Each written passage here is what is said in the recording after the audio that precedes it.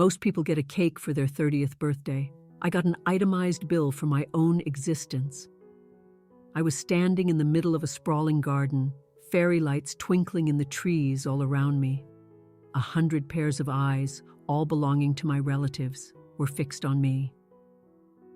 I was in my best dress, a simple navy blue silk that I'd saved for months to buy. I genuinely believed this was the night they'd finally decided they loved me. I thought this elaborate dinner was a long overdue apology for years of being treated like a ghost at their table. I was so wrong. My father, Arthur, clinked a spoon against his crystal champagne flute. The sound cut sharply through the murmur of conversation. The entire garden fell silent. He smiled, but it was a corporate smile, the kind that didn't reach his cold, calculating eyes. "Chloe," he announced into the microphone, his voice booming artificially through the speakers. "You have been a very poor investment." He didn't pass me a gift-wrapped box. He passed me a heavy black leather portfolio. My hands trembled as I took it. I opened it. There, on a single sheet of heavy bond paper, was an invoice. The total at the bottom read $312,000. "Time to cut our losses," he said, his voice void of any emotion. My mother, Eleanor, watched from her seat, her expression as placid and unreadable as a marble statue. My sister Sophia just smirked. For a single terrifying second, my heart simply stopped beating. I stared at the paper, at the impossible number, then up at the faces of the people who were supposed to be my family, my protectors. And in that frozen moment, I understood. This wasn't a party. It was a public execution, and they had sold tickets to watch me bleed. Before we dive into how this all went down, do me a favor and hit that like button, subscribe to the channel, and drop a comment below letting me know what part of the world you're watching from. My hands were shaking uncontrollably.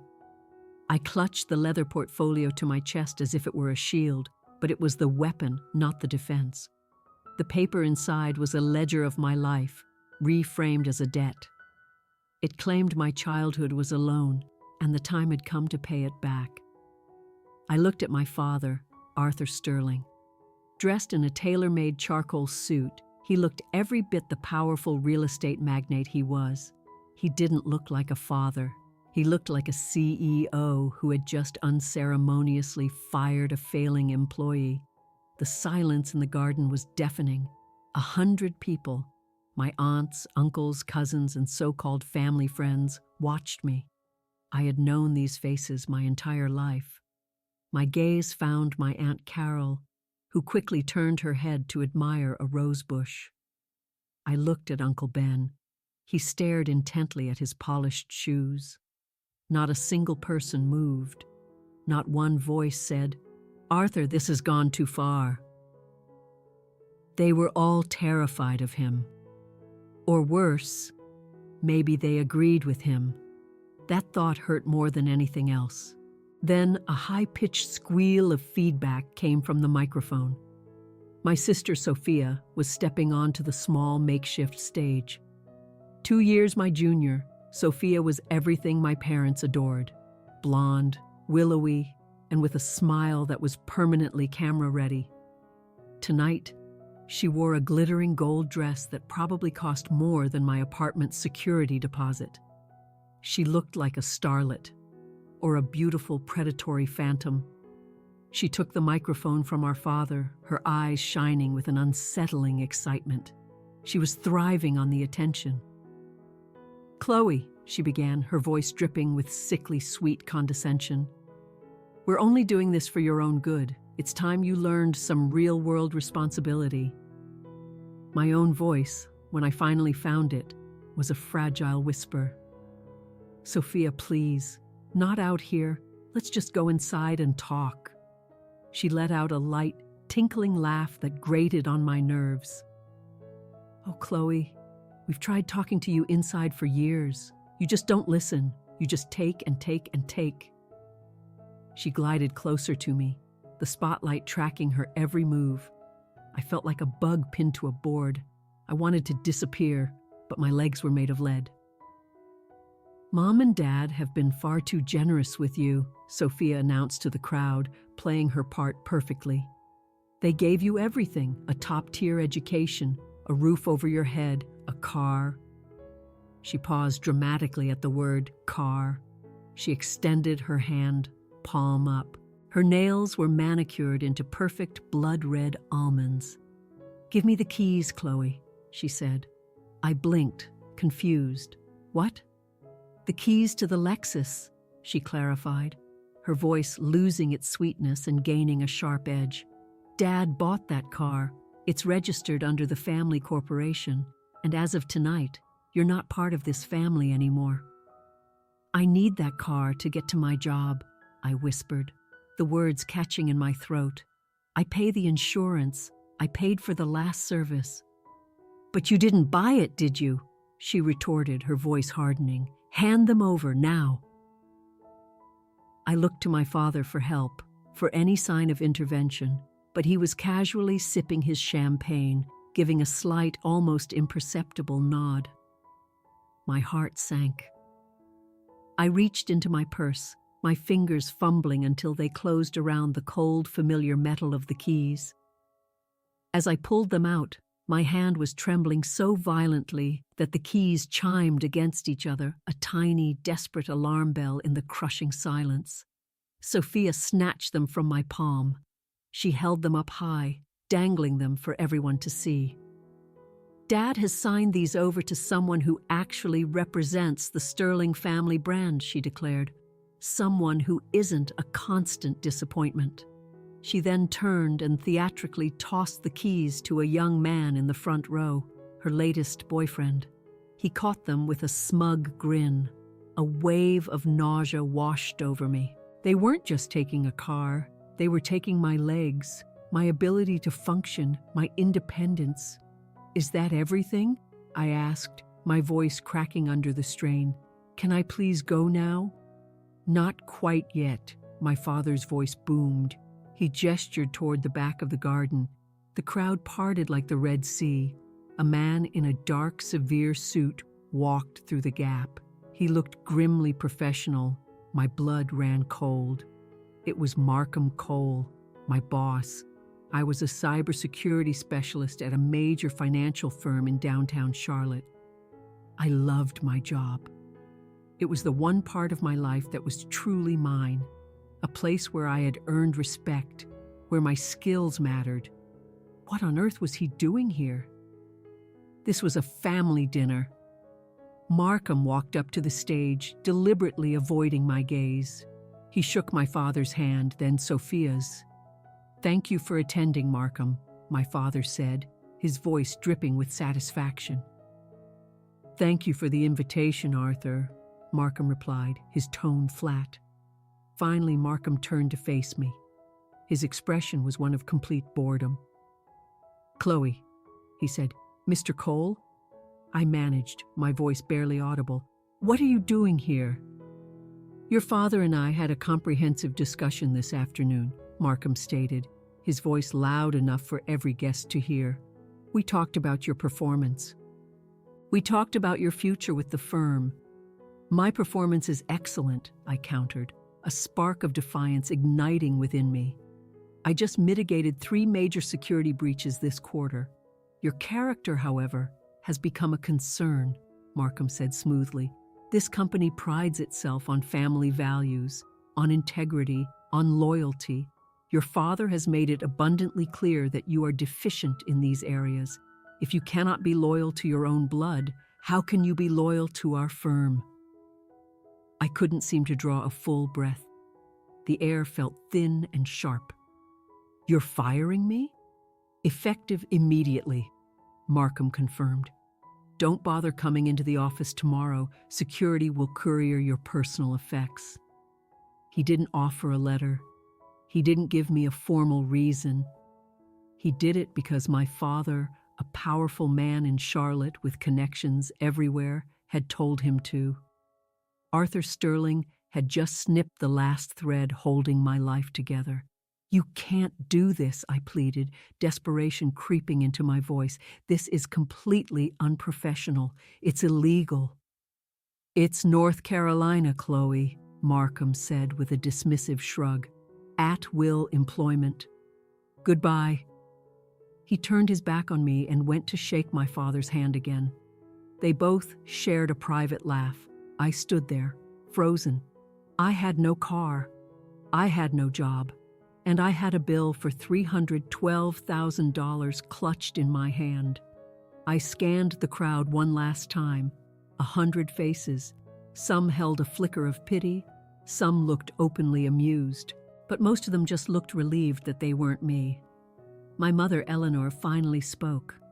She hadn't stirred from her chair, looking as elegant and cold as ever. You should go, Chloe, she said softly, her voice carrying across the silent garden. You're ruining the mood. The mood. I was ruining their party. A single hot tear escaped and slid down my cheek. I angrily wiped it away. I would not give them the satisfaction of a breakdown. I would not sob. I would not scream. I pulled my shoulders back and straightened my spine. I took one last deep breath. The air smelled of expensive floral arrangements and roasted lamb. It made me want to throw up. I had no car, so I stood on the corner of a bustling street in uptown Charlotte. Headlights streamed past, carrying people to restaurants, to theaters, to homes where they were wanted. My hands were still shaking so badly that I fumbled my phone twice before I could successfully call a rideshare. The driver was an older gentleman with kind eyes.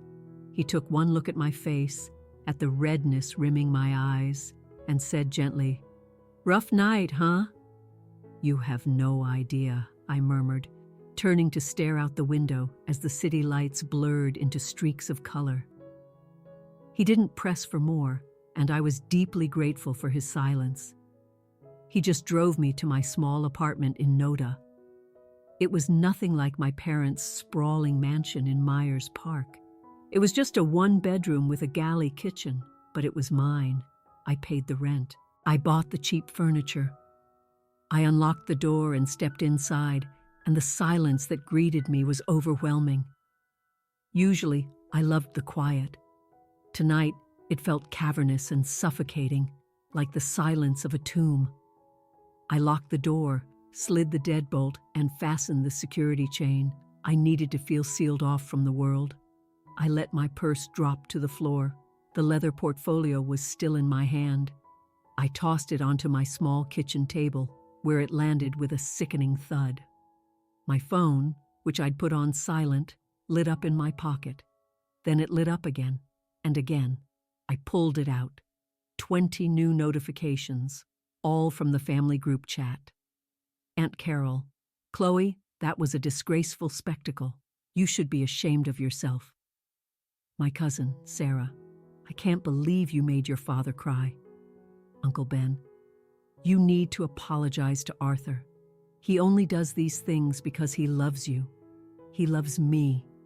He had just presented me with a bill for my own birth. He had taken my car. He had orchestrated my firing. That wasn't love.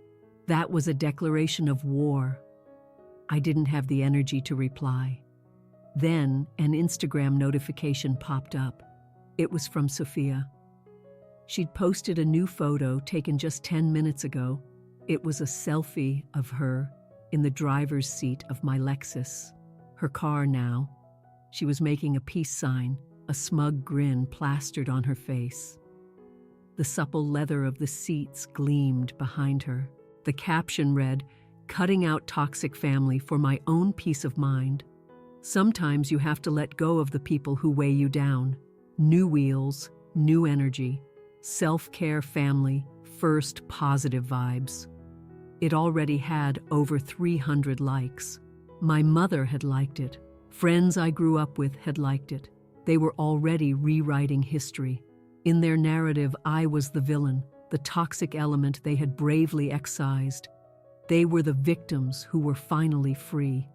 A scream built in my throat, a primal sound of rage and despair.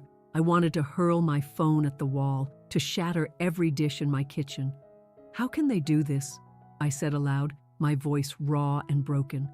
"How can they lie so shamelessly?" I went to the sink and poured a glass of water, my throat completely dry.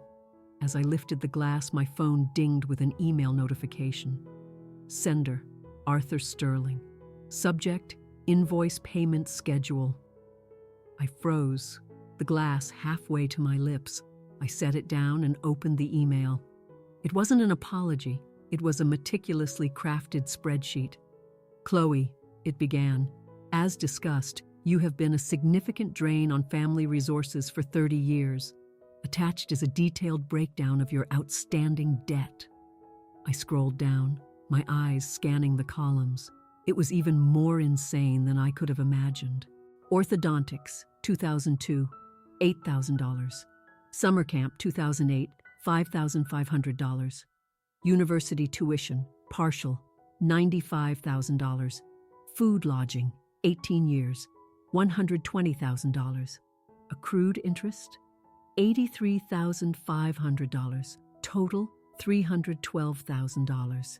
Below that, the payment terms, $6,000 per month beginning immediately. Failure to comply will result in legal action. He was serious. He was actually planning to sue me for the food I ate as a child in his house. I slid down the kitchen cabinets and sat on the cold linoleum floor. The only light in the room came from the sodium glow of the street lamp outside and the harsh blue light of my phone. I should have been weeping. I fully expected to dissolve into a puddle of tears. I waited for them, but they didn't come. Instead, something else began to happen. My frantic breathing started to slow. The frantic hammering in my chest eased into a steady rhythmic beat. The trembling in my hands ceased. A deep, penetrating cold settled over me, but it wasn't the cold of despair. It was the cold of absolute clarity. They thought I was weak. They saw me as just Chloe, the family disappointment. They thought they could bully me, break me, and I would just crawl away. They had forgotten who I was. They had forgotten that I didn't just work with computers. They had no idea what I really did for a living. I pushed myself up off the floor.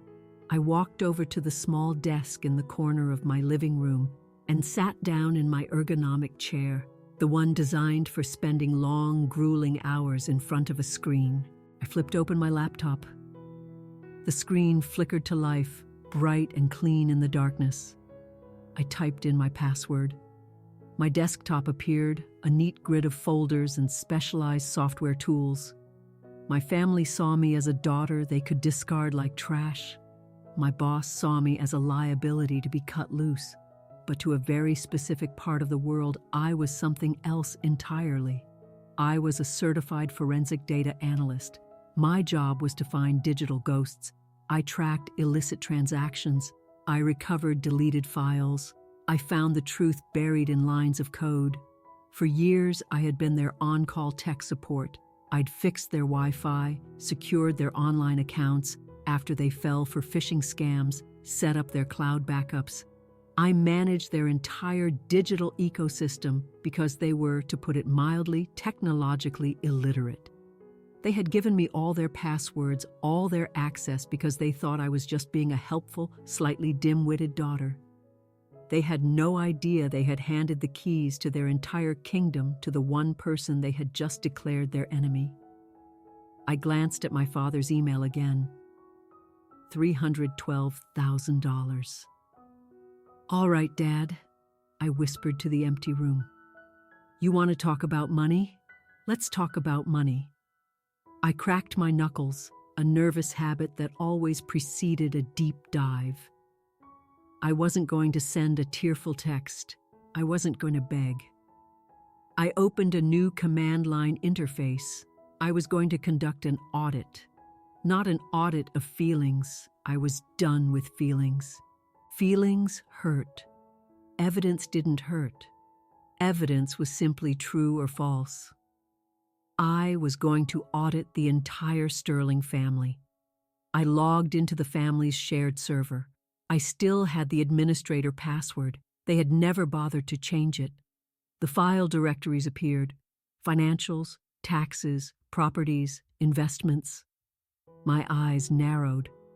The grief was gone now, burned away and replaced by a sharp electric focus. "Let's see what you've been hiding," I said. I clicked on the first folder. The hunt was on. They wanted a war? They had just declared it on the one person who knew exactly where all the bodies were buried. I started typing. The rhythmic click-clack of the keys filled the silence. It sounded like rain. It sounded like retribution. The blue glow from my laptop screen illuminated my face. My apartment was pitch black, save for that single square of light. It felt like the only safe harbor in a hostile world. My phone continued to buzz intermittently on the kitchen table, a distant, angry insect. I ignored it completely. I didn't need to hear their venom. I didn't need to read their fabricated narratives. I had work to do. I brought up the login portal for my father's primary investment bank. The username was already saved. He'd asked me to set it up to autofill years ago because he could never remember it. "Chloe, you're so good with these computer things," he had said, a rare moment of what I'd mistaken for praise. "Just make it easy for me." I remembered that day vividly. It was Thanksgiving. I was in the kitchen trying to stay out of the way of the caterers. My father had summoned me to his study, not to ask about my life or my job, but to troubleshoot his spotty Wi-Fi and organize his password manager. I did it, of course. I always did it. I had lived under the delusion that if I was useful enough, they would eventually love me. If I solved their problems, they would stop seeing me as one. I was so naive. They didn't want my help. They wanted my compliance. They wanted a servant, not a daughter. And the moment I started finding success on my own, making my own money, building my own life, they resented it. They despised my independence. I typed in the password. It was embarrassingly simple. Sterling Empire 1. The page loaded, and a sea of numbers filled the screen. My heart was a slow, steady drum now. This was my world. I didn't understand the subtle politics of my family, the reasons for my mother's constant criticism or my father's public cruelty. But I understood data. Data doesn't play favorites. Data doesn't lie. I started with the loan he claimed I owed. On my second monitor, I opened a new spreadsheet and titled it The Real Ledger. He charged me for summer camp in 2008. I scrolled through his transaction history from that year. Sure enough, there it was, a payment of $5,500 to Camp Pinewood. But then I looked at the source of the funds. It hadn't come from his primary checking account. It came from a sub-account labeled Custodial C. I paused. Custodial C for Chloe. I dug deeper, running a search for that specific account number. I found a history of transfers stretching back over 2 decades. Every major expense they'd ever gifted me, braces, school trips, my first laptop, that tuition payment, the money had been drawn from Custodial C. But where was the money in that account coming from? It wasn't from my father's salary. The statements showed a series of large automatic deposits from an external source. I traced the routing number. It took me less than 15 minutes. I had to navigate a few security questions, but I knew all the answers. Mother's maiden name? Hayes. First pet's name? Rocky. Favorite vacation spot? The Outer Banks. The final screen loaded. It was a trust fund. And the name on it was the Isabel Sterling Estate. Isabel was my grandmother, my father's mother. She passed away when I was 14. I adored her. She was the only person in the family who ever gave me a hug that didn't feel like an obligation. She used to read me stories in the garden, and I knew she hated the way Arthur treated me. After she died, my father had told me, "Grandma left everything to the family pot, Chloe. We'll manage it for everyone." He had lied. I stared at the legal document on my screen. The trust was not a family pot. It was a direct inheritance. Beneficiary, Chloe Sterling. Trustee, Arthur Sterling, until beneficiary reaches the age of 25. My jaw went slack. I was 30. That money should have been transferred to my control 5 years ago. On my 25th birthday, instead of giving me control of my inheritance, my father had given me a luxury gym membership and told me I needed to start taking better care of myself. A cold dread, far colder than before, washed down my spine. I looked at the trust's starting balance from 16 years ago, $950,000. My grandmother had left me nearly $1 million. I clicked back to the current balance, $137.22. It was all gone. I didn't scream. I didn't shed a tear. I felt something vital and delicate inside my chest just snap. It was the final, fraying thread of loyalty I held for them. They hadn't just neglected me. They had actively robbed me. They used my own money to pay for my life, then had the audacity to call me a burden, to make me feel guilty for the very air I breathed while they spent my inheritance. I leaned closer to the monitor, my eyes burning from the screen and the unshed tears. "Okay," I said, my voice a soft, dangerous whisper. "You want to talk about poor investments, Dad? You just embezzled $1 million from a forensic analyst." I started downloading everything, every PDF statement, every transfer log, every wire confirmation. I created a secure encrypted folder on my desktop. I named it Evidence. I wasn't their daughter anymore. I was the prosecution, and I was just warming up. I needed to see exactly where it all went. I pulled up the records for the Lexus, the car Sophia had so gleefully taken from me. The car my father claimed he had signed over to someone worthy. I found the purchase order from 4 years ago. Vehicle, Lexus IS 350. Price $48,000. Buyer, Sterling Family Corporation. I cross-referenced the transaction wire. The funds were transferred directly from the custodial C account to the car dealership. A dry, humorless laugh escaped my lips. I paid for that car. Me. My grandmother's money had paid for that car. My father hadn't spent a dime of his own. He took my money, bought a car, presented it as a generous gift from him, and then held it over my head for years as a symbol of my dependency. And tonight, he had given my car to my sister's boyfriend. The sheer twisted cruelty of it made me feel ill. But it was so much bigger than the car. I scrolled through the other withdrawals. August 2022, $20,000. Destination, Sophia Sterling. Memo, European trip, October 2023, $30,000. Destination, Eleanor Sterling, Amex account, January 2024, $75,000. Destination, Sterling Real Estate Group. Memo, capital injection. They were vultures picking my future clean to feather their own nests. I closed my eyes for a second, the memories of the last few years flashing through my mind. Scrimping and saving to afford this small apartment, using coupons at the grocery store, worrying about making rent if I had an unexpected expense. Working 60-hour weeks at my firm to prove I was valuable, that I was a hard worker.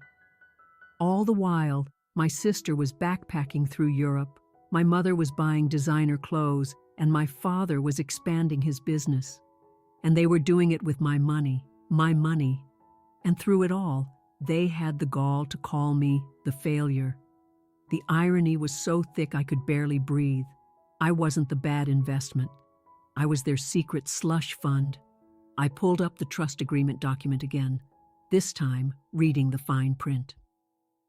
Clause 7B, mismanagement of funds.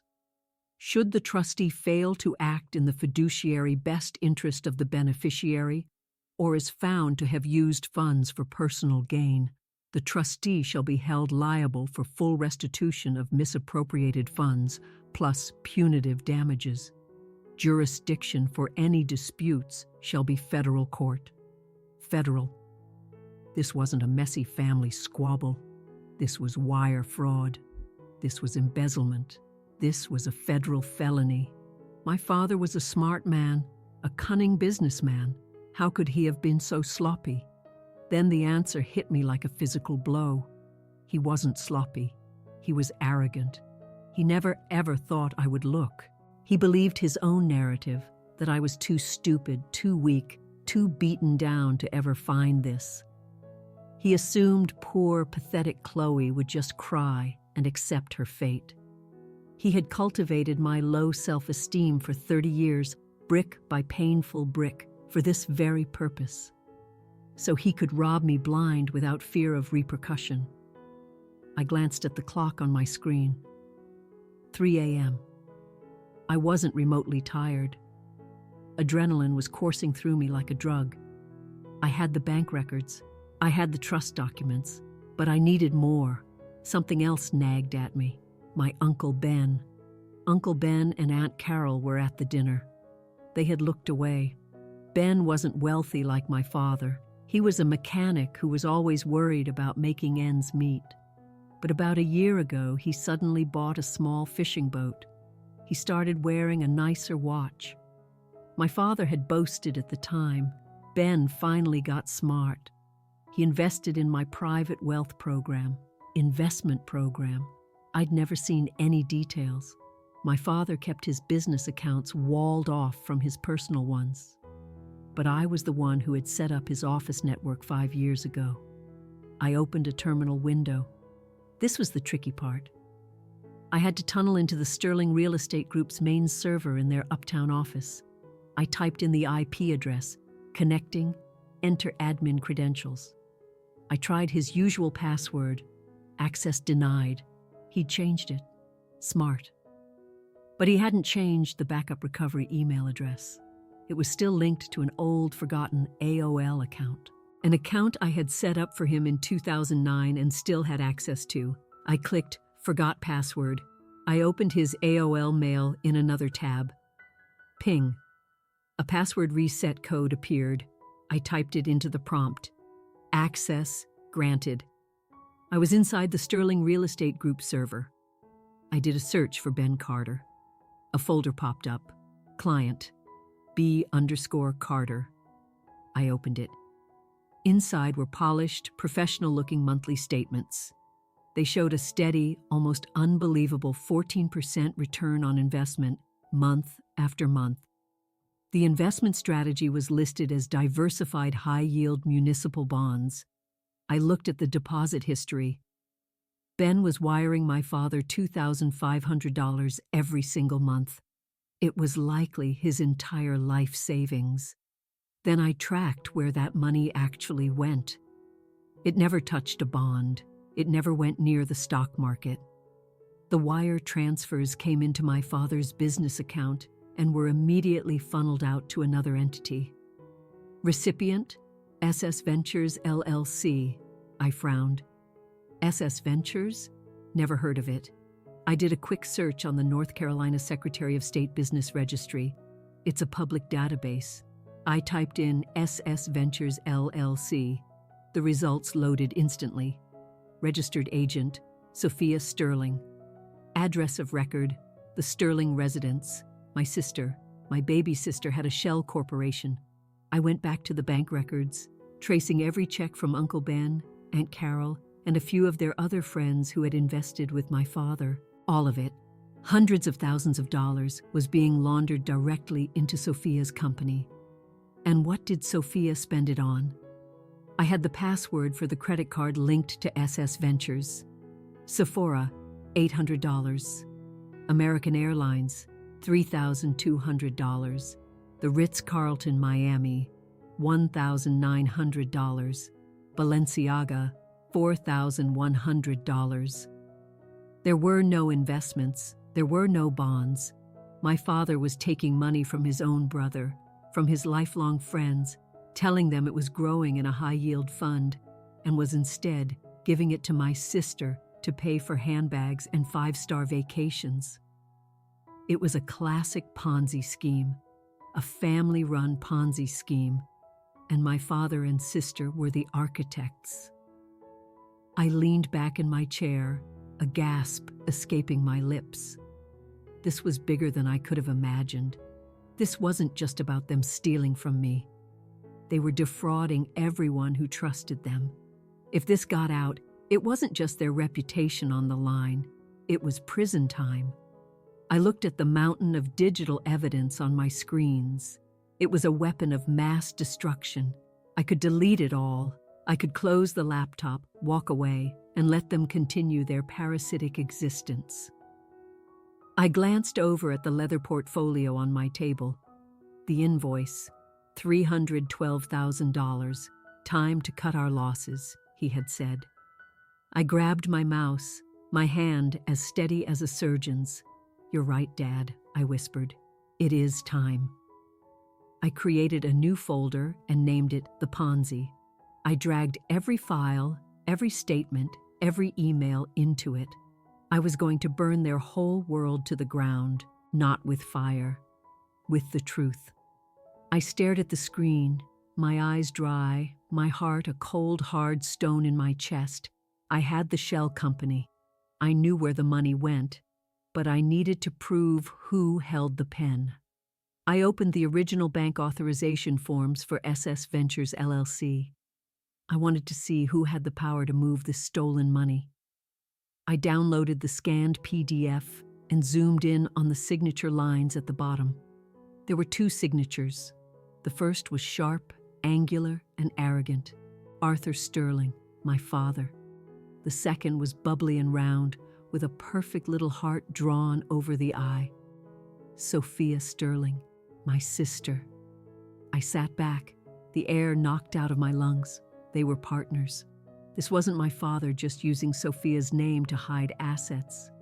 She knew. She signed the documents.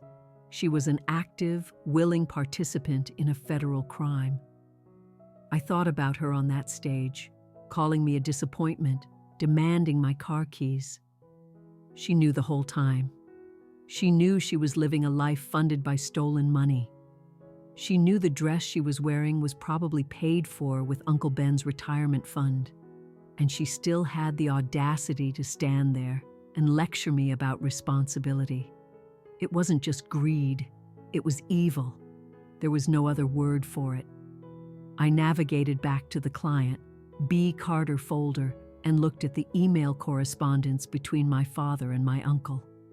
From Ben Carter to Arthur Sterling. Date, June 5th, 2024. Artie sending another $4,000. This is the money from selling the old truck. Carol is getting nervous about our cash reserves, but I told her you said the fund is projecting a 16% return next quarter. We trust you, brother. Take care of it for us. My stomach churned. Uncle Ben loved that old truck. He had grease under his fingernails and a heart of gold. He worked 60 hours a week to give his family a good life. He trusted his big brother. And here was my father's reply from Arthur Sterling to Ben Carter. Date, June 5th, 2024. Received, Ben. Smart move. The market is hot. You'll be a rich man before you know it. Family looks out for family. Family looks out for family. I read aloud, the words tasting like ash in my mouth. That email was dated June 5th. I checked the bank records for SS Ventures LLC on June 6th. Withdrawal, $3,500. Vendor, Charlotte Plastic Surgery. Memo, Sophia, rhinoplasty deposit. They took the money from Uncle Ben's truck and used it for my sister's nose job. A surge of pure, unadulterated rage washed over me. It was so hot. It made my fingers tingle. For 30 years, I thought I was the problem. I thought I was the black sheep because I wasn't pretty enough or charming enough or successful enough. I thought I deserved their disdain. I was wrong. I was the only honest person in a house of thieves. They didn't hate me because I was a failure. They hated me because my honesty was a threat. They hated me because deep down, they knew I was a mirror reflecting their own corruption. They had to get me out.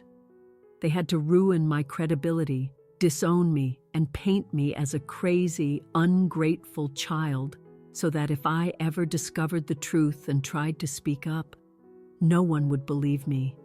The public disowning wasn't just cruelty, it was a calculated strategic move. They thought they had me in checkmate. I looked at the clock. 4:15 a.m., I had it all. The stolen inheritance, the Ponzi scheme, the credit card statements detailing the lavish spending, the emails of my father lying to his own brother. I had the smoking gun, the bullets, the entire arsenal. The girl who cried in the garden was gone. The woman who begged for her car keys was a distant memory. I was Chloe Sterling, senior cybersecurity specialist, and I was about to close the biggest case of my life. I cracked my neck, first to the left, then to the right. "Okay," I whispered.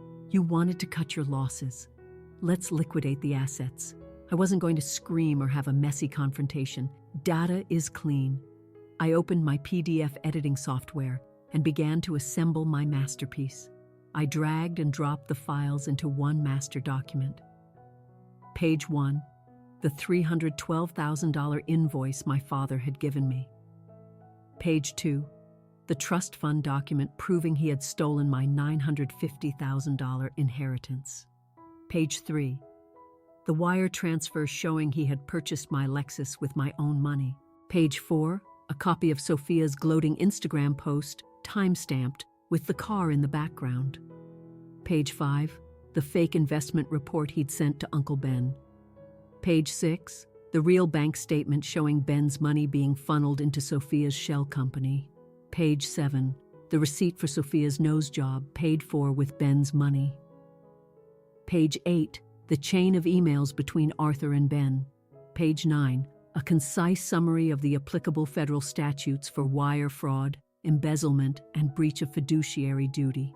I saved the file, the sterlingledger.pdf. I composed a new email. The subject line was simple, an audit. I added the recipients. 2. Arthur Sterling, Eleanor Sterling, Sophia Sterling. CC, Ben Carter, Carol Carter, Markham Cole, the regional director of fraud prevention at their bank. I paused on Markham's name. He fired me for a lack of integrity. He needed to see this. He needed to see the kind of family values he had aligned himself with. Then I added one final address. BCC, tips@charlotteobserver.com, the local newspaper's investigative desk. If I was going to do this, I was going to burn it all down. There was no half measure. The moment I hit send, the bomb would detonate. My family would be utterly destroyed. I hovered my cursor over the send button. My hand was rock steady. I thought of the invoice. I thought of his words, a poor investment. I thought of my grandmother, who had wanted me to be secure. I thought of Uncle Ben, who had trusted his brother. This wasn't for revenge. This was for justice. I clicked. Whoosh! The little blue progress bar filled. Message sent. It was gone. It was out there. I sat back, the silence in the room suddenly immense. I waited for the ground to shake, for sirens to wail. But there was nothing. The digital world moves at the speed of light, but the real world takes a moment to catch up. I knew what was coming. In about 5 minutes, phones would start to chime.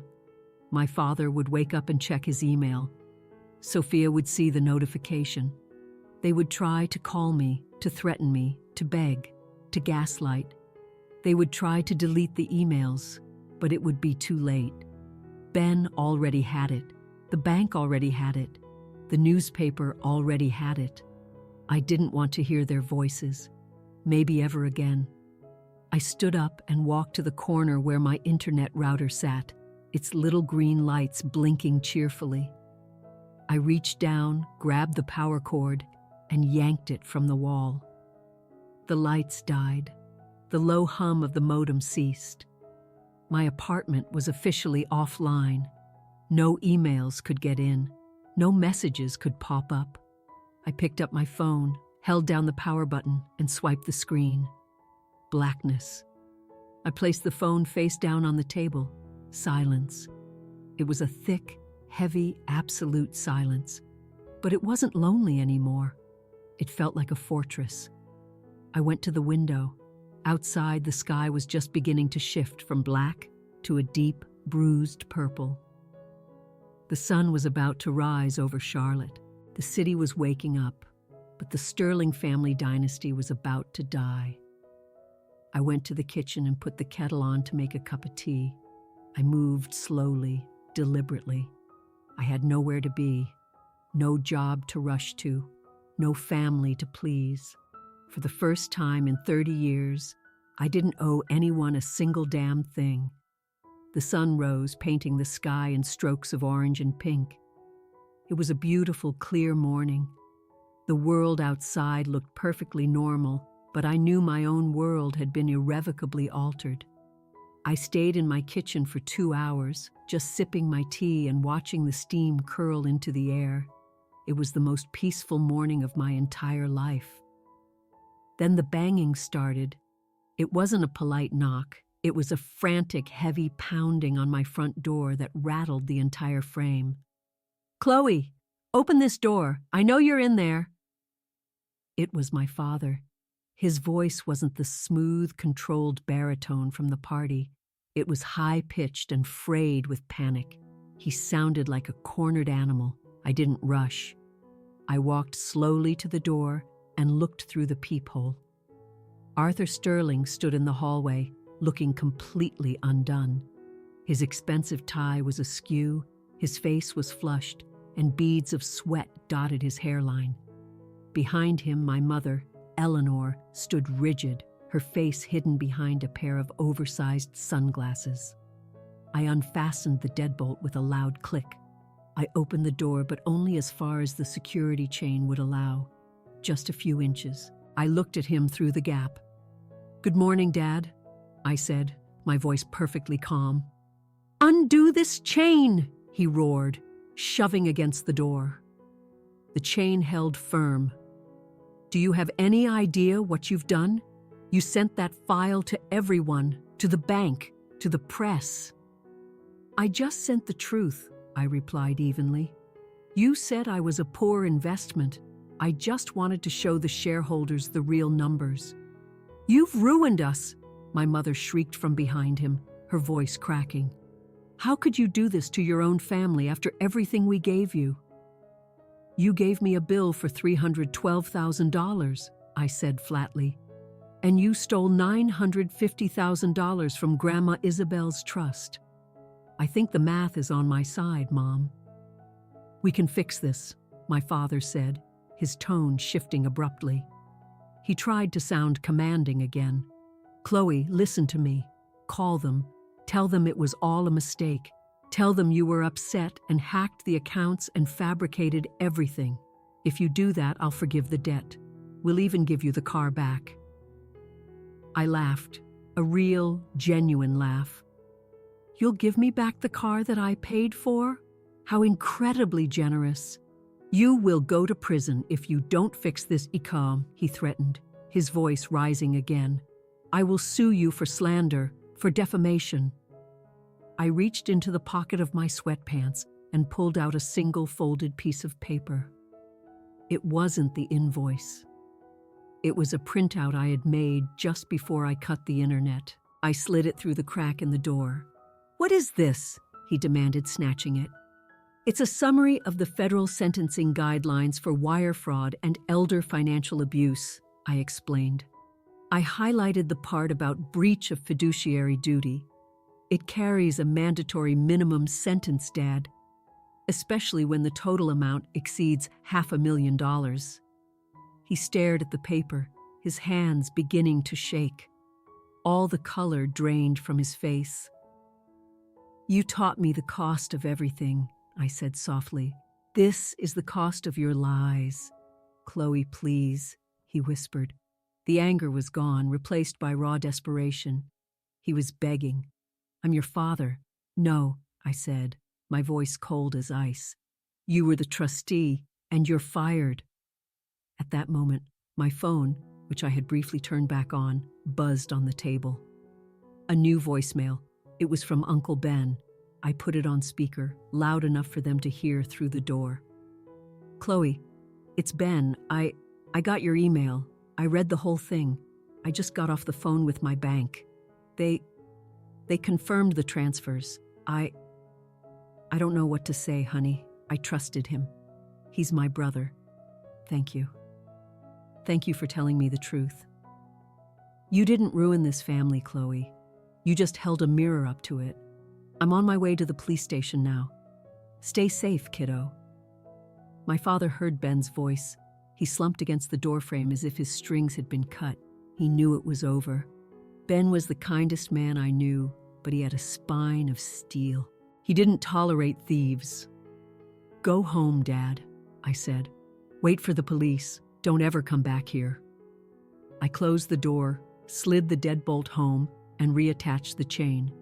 I heard my mother start to sob in the hallway, a raw, ugly sound. I heard my father curse my name. Then I heard their footsteps retreating, heavy and defeated. The next 3 weeks were a whirlwind of news, headlines, and legal correspondence. I didn't have to lift a finger. The Sterling Ledger, PDF did all the heavy lifting. Federal investigators visited my apartment. They were respectful, treating me like a valuable witness. I gave them the encrypted hard drive with the original files. They assured me I was a cooperating party, not a suspect. Then came the collapse. It was swift and total. The assets, the government froze everything. My parents' bank accounts, the properties, the cars. My Lexus was towed from Sophia's boyfriend's driveway. I saw a photo of it on a local news site and felt nothing. It was just a thing. The Reputation, the Charlotte Observer ran the story on the front page. Prominent developer indicted in family-run Ponzi scheme. They used a photo from my birthday party, the one where my father was holding the invoice and smiling. The caption now painted him as a monster. Amber. My sister's downfall was the most spectacular. SS Ventures was exposed as a money laundering front. Her brand sponsorships vanished overnight. She posted a tearful, no-makeup video to Instagram, claiming she was a victim who had no idea where the money came from. The comments section was a massacre. People posted screenshots of her signature on the company's legal documents. They posted the receipt for her rhinoplasty. She deleted her account 24 hours later. Arthur and Eleanor. My father was arrested on the 9th hole of his country club, dressed in golf attire. They put him in handcuffs in front of all his powerful friends. My mother wasn't charged, but she was socially executed. Her friends stopped calling. The charity boards she sat on quietly removed her name. She had to move into a small rental condo on the outskirts of the city. She had lost her status, her furs, her entire identity.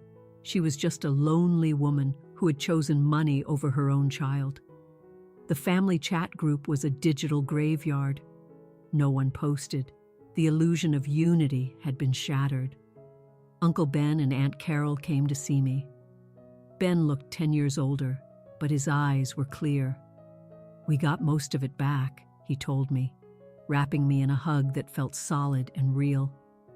"The feds seized the accounts before Artie could move it. It's not everything, but it's enough."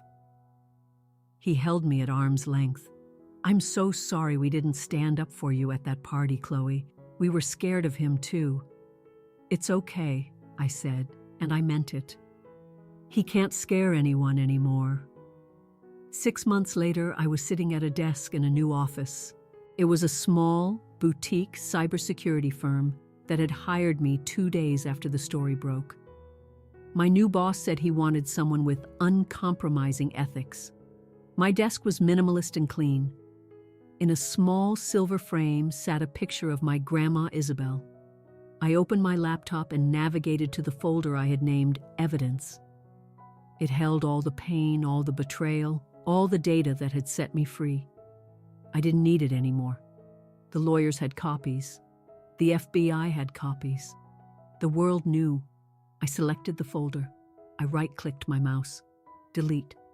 A prompt appeared. Are you sure you want to permanently move this item to the trash? I smiled, a small, genuine smile. Yes, I said to myself, and I clicked. The folder vanished. I opened my banking app.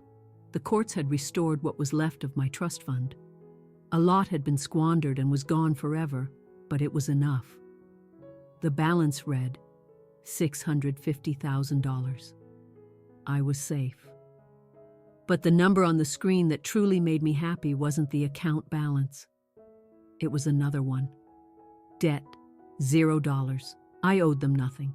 Not my money, not my time, not my tears. My phone buzzed. It was a text from a new friend from work. Hey, tacos and trivia tonight? You in? I typed back instantly.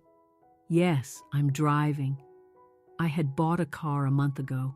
A simple, reliable Toyota. I paid cash. It was 100% mine. No one could ever take the keys from me again. I packed up my bag and walked out of the office into the cool evening air. The lights of Charlotte glowed around me like a system that had been freshly rebooted. I thought for a fleeting moment of my father in a prison cell. He had raised me to believe I was a burden, that I owed him for my very existence. He was wrong. I took a deep, clean breath.